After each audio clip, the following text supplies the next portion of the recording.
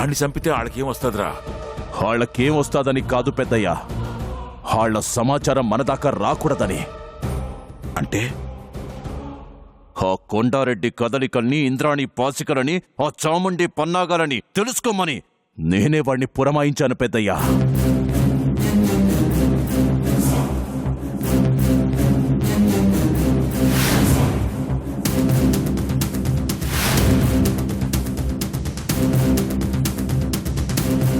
అది తెలుసుకుని వాళ్లకున్న అడ్డు తొలగించుకున్నారు.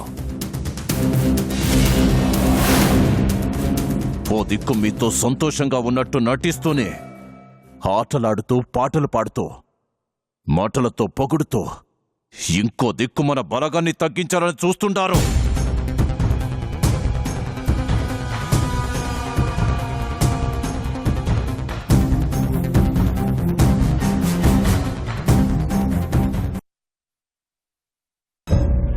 దాని తాలూకా బాధ ఇప్పుడు తెలిసొస్తా ఉండాదిరా.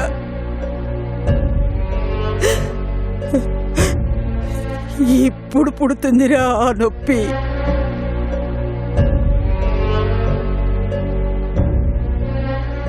చాలరా, ఇక భరించలేను. నన్ను ఇలాగే చావనివ్వండి.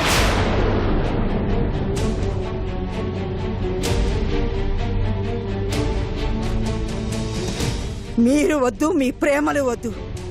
పండి, బయట పండి.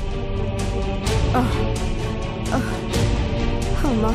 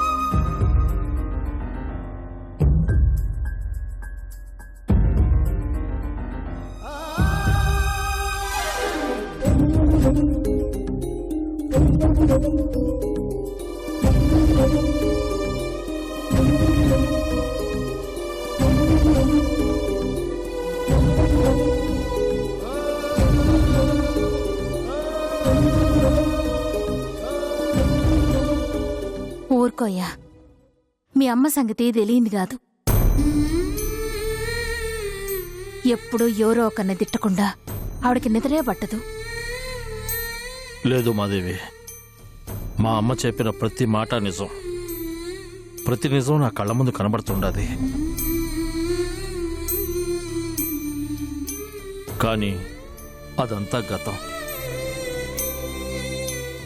ఆ గతాన్నే తలుచుకుంటూ కన్నీళ్లతో కాలం గడుపుతుండాది. ఆ బాధను దిగమింగలేక ఇదిగో ఈ విధంగా వెళ్ళగక్కుతుండాది.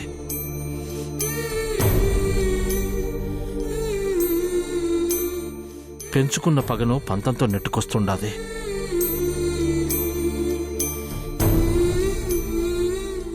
ఒకప్పుడు నువ్వు కూడా అట్నే ఉండేవాడివి, గుర్తుందా అయ్యా? నా అన్న పేరు వింటేనే తాసు లెక్కలేసేవాడివి. కానీ ఇప్పుడు ఆ కక్ష కార్పణ్యాలు దూరంగా పెట్టి అందరితోనూ మంచిగా ఉంటుండావు. మా అమ్మలో కూడా అదే మార్పు కోరుకుంటున్నాను ఉమాదేవి. ఈ పగలు ప్రతీకారాలు వదిలేసి తను ఒకప్పటి చాముండిలాగా సంతోషంగా ఉండాలనుకుంటుండా. ఖచ్చితంగా మారుతుంది నాన్న. ఆ రోజు ఎంతో దూరంలో లేదు. అందరం కలిసి సంతోషంగా ఉండాలని ఆ దేవుడు కూడా ఇప్పటి వరకు ఆగాడేమో. అవునయ్యా, ఆ మార్పు మన సిరి పెళ్లితోనే జరుగుతుంది. అప్పుడు మిమ్మల్ని మార్చినది ఇప్పుడు మీ అమ్మను కూడా మారుస్తుంది. సిరి నిజంగా అదృష్ట జాతకురాలు. రేపు తనకి పెళ్ళయి మీ అమ్మ కళ్ల ముందే తిరుగుతాంటే ఖచ్చితంగా ఆవిడ తన దగ్గరికి తీసుకుంటాది. అదే జరిగితే నాకంటే సంతోషించే వాళ్ళు ఇంకెవరూ ఉండరు మాదేవి. అయితే రేపే పోయి మా అన్నతో పెళ్లి ముహూర్తాల గురించి మాట్లాడేసొద్దామయ్యా. ఏమంటావు? హ్మ్. సరే.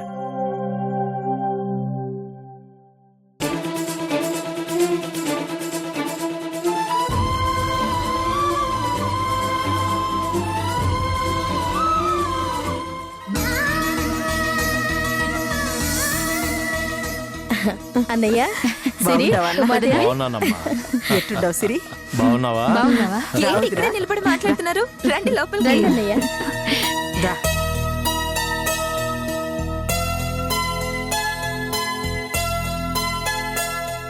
కూర్చోండి. నాన్నా, మావయ్య వాళ్ళు వచ్చారు, రండి.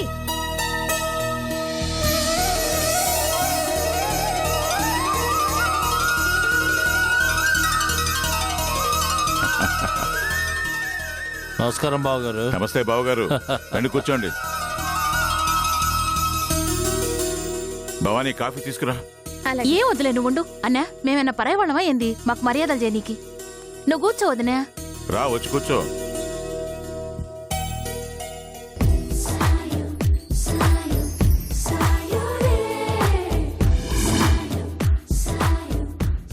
ఏంటి సరే, అందరూ ఉన్నారు, అసలైనోడు కనిపించట్లేదని చూస్తున్నావా?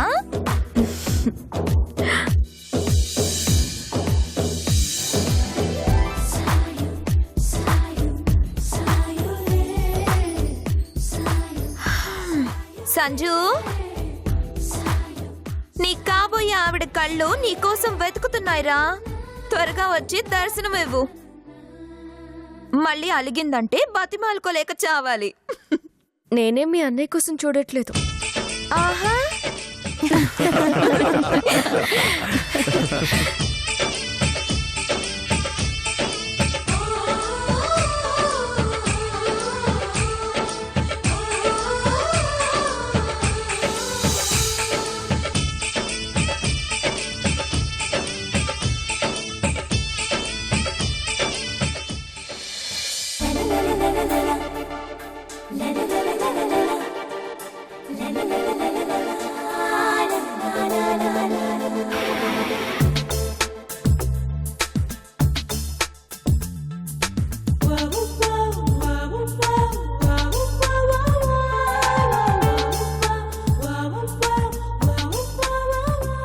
నమస్తే మావయ్య.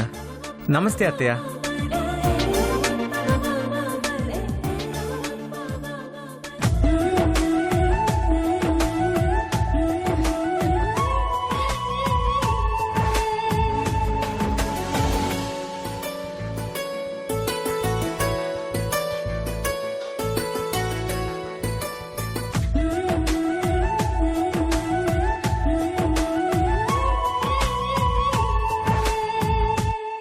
బావగారు, సిరి సంజుల పెండ్లి చేద్దాం అనుకున్నాం గాని ఇంతవరకు దాని గురించి తీరిగ్గా కూర్చొని మాట్లాడుకున్నదే లేదు. ఆడపిల్ల తల్లిదండ్రులుగా మేము వచ్చి అడగటం మర్యాద కదా అని.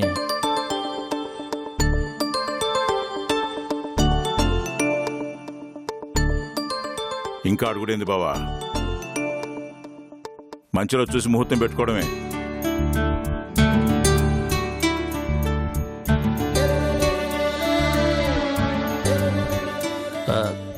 దానికి ముందు మాట్లాడుకోవాల్సినవి కొన్ని ఉన్నాయి కదా బావగారు.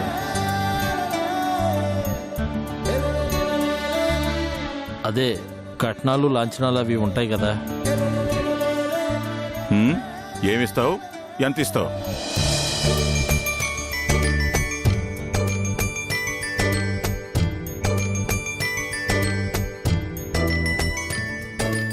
చెప్పు బావా, కట్నంగా ఏమిమ్మంటావు?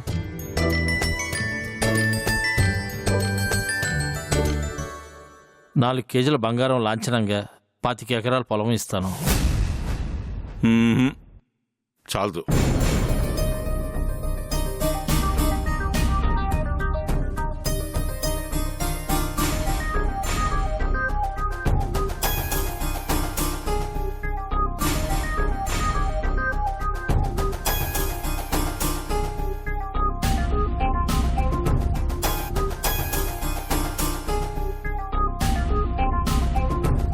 సిమెంట్ ఫ్యాక్టరీలో ఒక వాటా ఉంది, అది కూడా ఇచ్చేస్తా. మ్మ్హ్. చాలదు.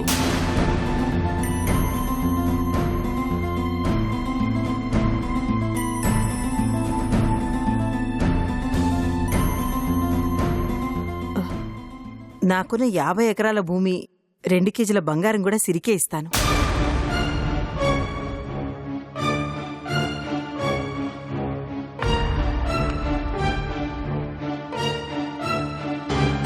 మ్మ్హ్. అయినా చాలదు.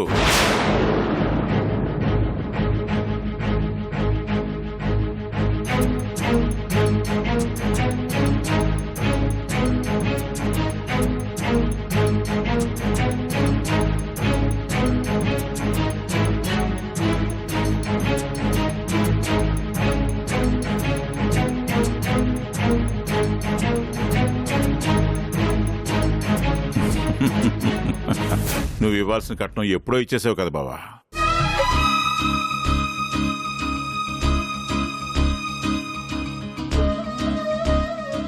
నీలో వచ్చిన మార్పు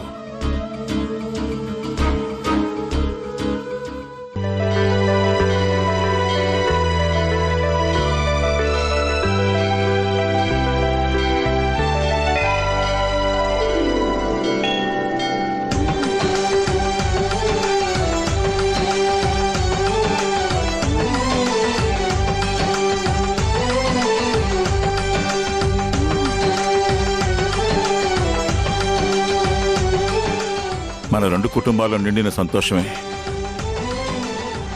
ఈ పెళ్లికి నువ్వు ఇచ్చే కట్నం.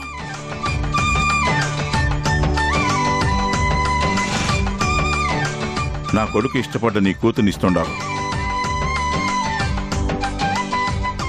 నీ కూతురు కోరుకున్న సంతోషాన్ని ఇస్తుండావు. తండ్రిగా చేయాల్సింది అంతకన్నా ఇంకేముంటది బావా.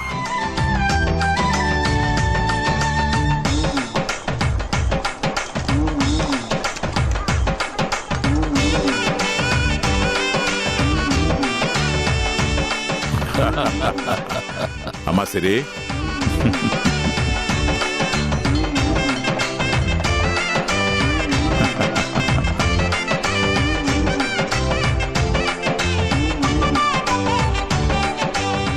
మనందరినీ కలిపి నీ మహాలక్ష్మి మా ఇంటికి రావడమే మా అదృష్టం. ఇంకా కట్న కానుకలతో పనే ఉంది బావా. హలో నాన్న. ఆ, నాన్న, నీకు కట్నం అవసరం లేకపోవచ్చు, కానీ ఆడపడుచు కట్నం ఇవ్వకపోతే నేను ఈ పెళ్లికి అస్సలు ఒప్పుకోను. అయ్యో, నీకేం కావాలన్నా చెప్పమ్మా.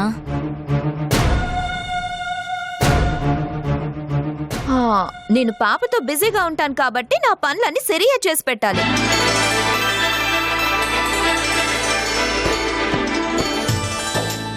నీ పనులే కాదు, అందరి పనులు చేస్తాను. సరేనా?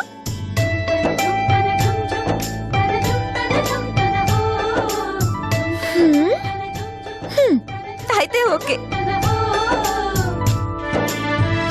అయితే మా బామ్మర్ది బ్యాచిలర్ లైఫ్ కి ఎండ్ కార్డు పడే రోజు దగ్గరలోనే ఉందన్నమాట.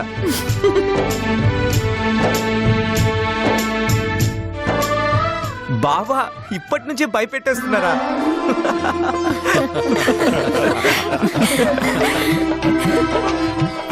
కూర్చోండి కూర్చోండి.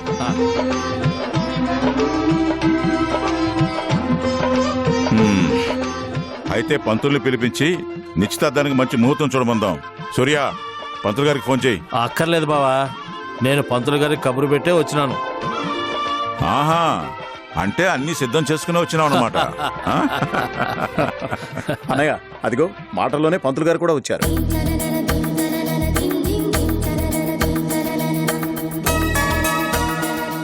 అయ్యా నమస్కారం.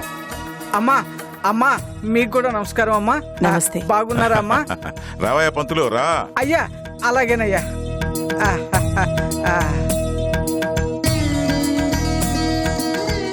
అదేంటి పంతులు గారు అంత పెద్ద సంచి తెచ్చుకున్నారు? అమ్మా, 2 కుటుంబాలు కలిసాయని ఊళ్ళో ఘనంగా చెప్పుకుంటున్నారు తల్లి. అందుకని సంభావన కూడా ఘనంగా ఉంటుందని ఈ సంచి తెచ్చుకున్నాను తల్లి.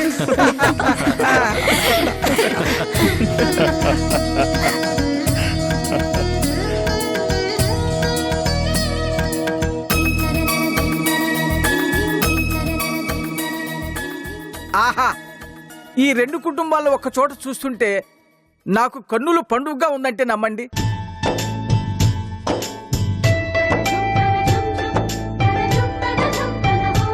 ఎనిమిదో వింత చూస్తున్నట్టుగా ఉంది. నువ్వు ఆశ్చర్యపోవడం అయిపోతే విషయానికి వద్దాం పంతులు.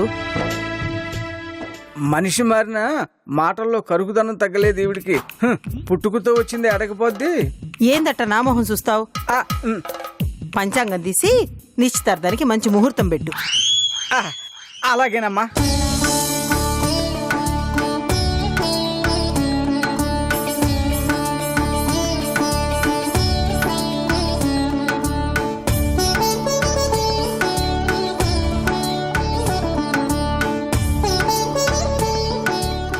మంచి ముహూర్తం పెట్టకపోతే వీళ్ళు నా చావుకు ముహూర్తం పెట్టేలా ఉన్నారు.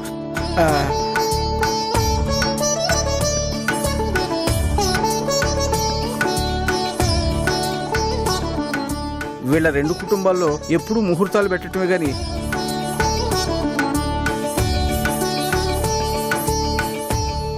ఒక్క కార్యక్రమం చక్కగా జరగలేదు. ఏంటి పంతులు గారు ఏదో కొనుక్కుంటున్నారు? అబ్బే అదేం లేదు బాబు. మంచి ముహూర్తం ఎప్పుడుందా అని లెక్క గడుపుతున్నాను. పంతులు జాగ్రత్తగా లెక్కలేసి మంచి ముహూర్తం పెట్టు పంతులు. అయ్యా అలాగేనయ్యా.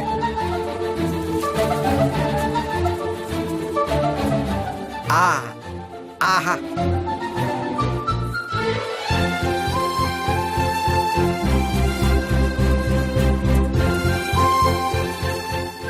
అయ్యా, ఎల్లుండి దివ్యమైన ముహూర్తం ఉందయ్యా, అది ఖాయం చేయమంటారా? ఏమంటారు బావగారు? శుభస్య శీఘ్రం కానిచ్చేద్దాం. పనులు చేయడానికి మనోళ్ళు చాలా మంది ఉండారు. చిటికలు అన్ని సిద్ధమైపోతాయి. బావా, నాదో చిన్న కోరిక. ఏంది? ఏం లేదు, నిశ్చితార్థం మీ ఇంట్లోనే జరిపిస్తాను. అదేంటి కొండారెడ్డి అట్టా మాట్లాడుతాండావు? ఎక్కడైనా నిశ్చితార్థం పెళ్లి కూతురు ఇంట్లోనే జరగాల.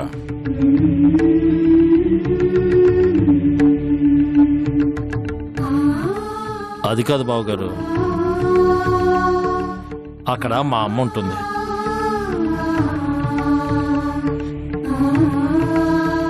సమయం చూసి తగువ పెట్టుకునికి రెడీగా ఉంటుంది. అందుకే ఇక్కడ జరిగితేనే మంచిదని నా అభిప్రాయం.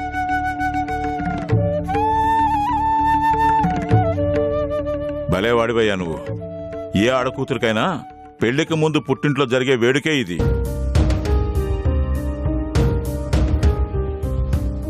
తర్వాత అన్ని మెట్టింట్లోనే కదా.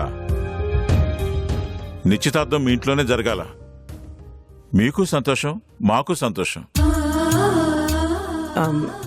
అది కాదు బావగారు. చూడు ఇంద్రాణి, మీ అమ్మ ఏదో అంటుందని, అవమానిస్తుందని జరగాల్సిన శుభకార్యాన్ని ఆపేస్తామా?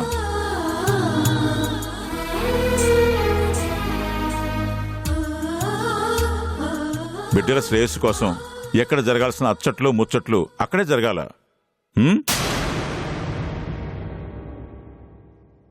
అమ్మా సిరి,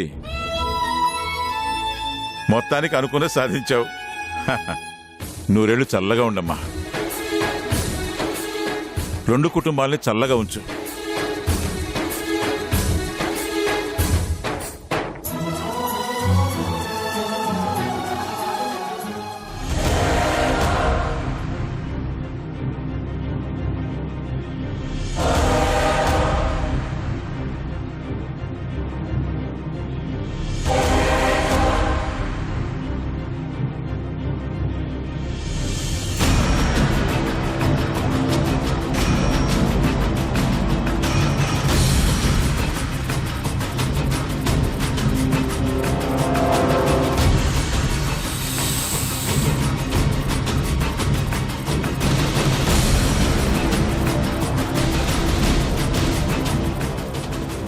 ఏడ నువ్వు ఫోన్ పట్టుకొని ఆడు ముక్కు పట్టుకొని కాలక్షేపం చేస్తా ఉండండి.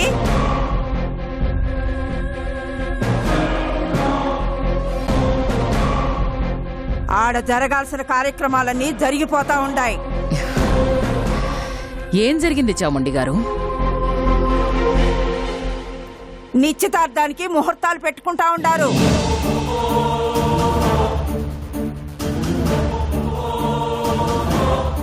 రేపో మాపో నిశ్చితార్థం జరిగిపోతాది. ఆ తరువాత పెండ్లి కూడా జరిగిపోతాది. మిమ్మల్ని నమ్ముకున్నందుకు నేను నెత్తి మీద తడిగుడ్డు వేసుకొని కూర్చోవలసి వస్తుంది. ఇలాంటప్పుడు బీపీ పెరగకుండా ఉండటానికి ఈ బ్రీతింగ్ కంట్రోల్ ఎక్సర్సైజ్ చేస్తున్నాను చాముండి గారు. అంతకంటే నువ్వేమి చెయ్యలేవు గాని నీ ముక్కు పని ఏందో నువ్వు చూసుకో.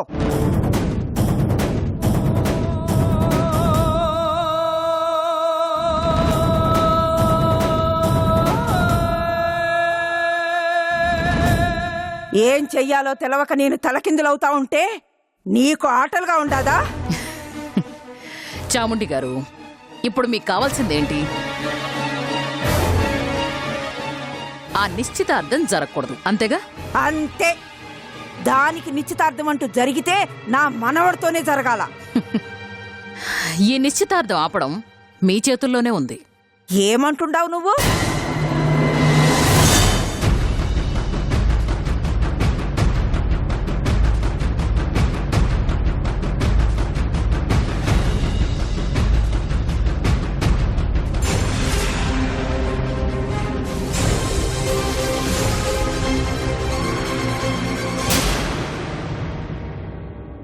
అట్ట చేయడం నా వల్ల కాదు.